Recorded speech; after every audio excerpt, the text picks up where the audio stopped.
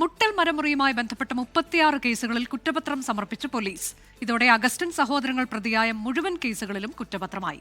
Roji Augustine, Anto Augustine, Josukutty Augustine എന്നിവരാണ് മുഖ്യപ്രതികൾ.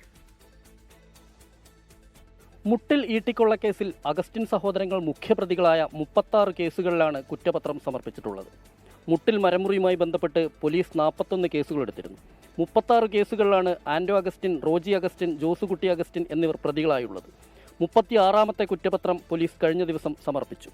ഇനി സമർപ്പിക്കാനുള്ള 5 കുറ്റപത്രങ്ങളിൽ അഗസ്റ്റിൻ സഹോദരങ്ങൾ നേരിട്ട് ഈട്ടിക്കൊള്ള നടത്തിയ കേസുകളല്ല.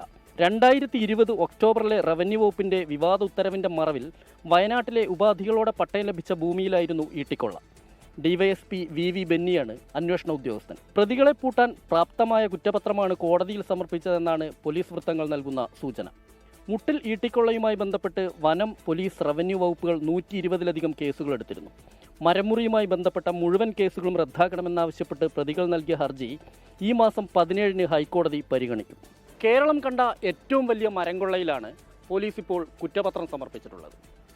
പ്രതികൾ കുറ്റക്കാരാണോ എന്ന് കണ്ടെത്തുക, ഒപ്പം തന്നെ പ്രതികൾക്ക് എന്ത് ശിക്ഷ ലഭിക്കും എന്നതെല്ലാം ഇനി കാത്തിരുന്ന് കാണാം. എസ് വിനേഷ് കുമാർ, 24 തിരുവനന്തപുരം.